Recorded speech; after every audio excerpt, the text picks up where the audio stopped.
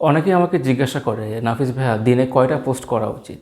আমি কি 3টা পোস্ট করব, 5টা পোস্ট করব, না 10টা, নাকি সপ্তাহে একটা? সেই প্রশ্নের উত্তর দিতে গেলে যেটা বলতে হবে সেটা হচ্ছে ফেসবুকের পেজে নিয়মিত কন্টেন্ট দেওয়া একটা মাস্ট।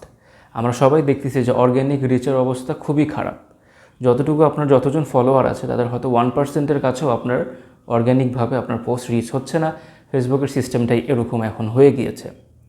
কম্পিটিশান অনেক বেশি, সবাই একই ধরনের প্রোডাক্ট নিয়ে একই নিয়ে কাজ করতেছে। সেক্ষেত্রে একটু স্ট্যান্ড আউট হওয়া, নিউজ ফিডে বারবার আপনার জায়গা করে নেওয়া, এটা খুব সহজ কোনো কাজ এখন আর না। সেজন্য আপনাকে ফেসবুকে, ইনস্টাগ্রামে, সব জায়গাতেই সোশ্যাল মিডিয়াতে ওভারঅল অ্যাক্টিভ থাকতে হবে।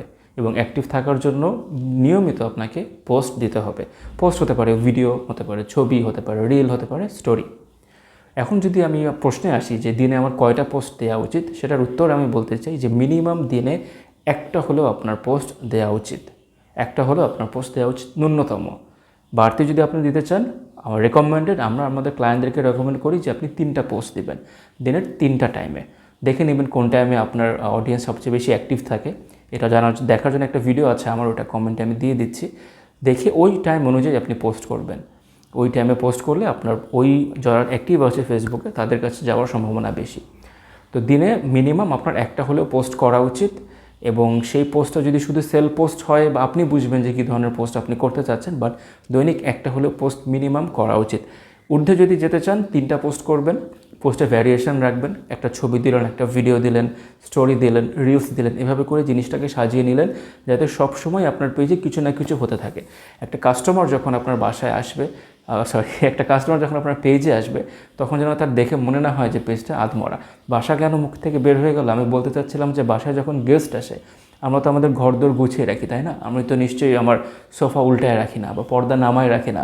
যে গেস্ট আসে পর্দা নামায় রাখলাম, নো, আমরা তো ঘরটাকে সাজাই। তো আপনার কাস্টমার হচ্ছে আপনার গেস্টের মতো। যখন আপনার পেজে আসতেছে, আপনি তো চাইবেন পেজটা গুছানো থাকুক, পেজে কন্টেন্ট থাকুক, অবশ্যই কাস্টমার এসে কী দেখবে, তাই না? তো চেষ্টা করবেন নিয়মিত আপনি যেন আপনার পেজে পোস্ট দেওয়া হয়। এটা কাস্টমারের কাছে একটা ভালো ইমপ্রেশন তৈরি করে। সে চিন্তা করে না পেজটা অ্যাক্টিভ অ্যান্ড ইত্যাদি, তো তার কাছে একটা ভালো ইমপ্রেশন ক্রিয়েট হয়। প্লাস আপনি যখন রেগুলার পোস্ট করতে থাকেন, ফেসবুক এটা নোটিস করে যে পেজ থেকে রেগুলার পোস্ট আসতেছে। এবং যখন একজন আপনার পেজের পোস্টের সাথে ইন্টারাক্ট করতেছে, কমেন্ট বা রিয়াকশান দিচ্ছে, পরের দিন সে যখন আপনি আবার নতুন পোস্ট করবেন, হাইলি লাইকলি এটা তার কাছে আবার যাবে, যেহেতু সে এটার সাথে অলরেডি এঙ্গেজড হয়েছে। সুতরাং পোস্ট আপনি যত বেশি করতে পারবেন অ্যাকচুয়ালি তত ভালো। টাইমিংটা খেয়াল করবেন, এবং টাইমিংটা খেয়াল করে ওই অনুযায়ী পোস্টগুলো দিবেন। একটা জিনিস বলে রাখি, সব সময় সেলিং পোস্ট দিবেন না, মাঝে মাঝে একটু ডিফারেন্ট পোস্ট দিবেন। এটা আমরা সবসময় বলি। সবসময় যদি আপনার জামার ছবি, আপনার প্রোডাক্টের ছবি দিতে থাকেন, কাস্টমার বোর্ড হয়ে যাবে। মাঝে মাঝে অন্যান্য জিনিস শেয়ার করবেন, তাহলে হচ্ছে কাস্টমারের অ্যাটেনশনটা আপনার পেজের প্রতি থাকবে, না হলে সবাই বোর্ড হয়ে যাবে। So thanks for watching the video. ও একটা জিনিস, আমার ট্রেনিং প্রোগ্রামটা আসতেছে মে মাসে। যারা যারা রেজিস্ট্রেশন করতে চান এখনই আমাদের সাথে যোগাযোগ করুন। আমরা খুবই অল্প কয়েকজন ট্রেনিং পার্টিসিপেন্ট নিয়ে কাজ করি, খুব বেশি এবার লোকজন নিব না, 20 থেকে 25 জন হয়তো ম্যাক্সিমাম নেব। সো যারা Facebook marketing, Facebook post, Instagram marketing এগুলো নিয়ে জানতে চান, তাদের জন্য ট্রেনিংটা খুব কাজে দিবে।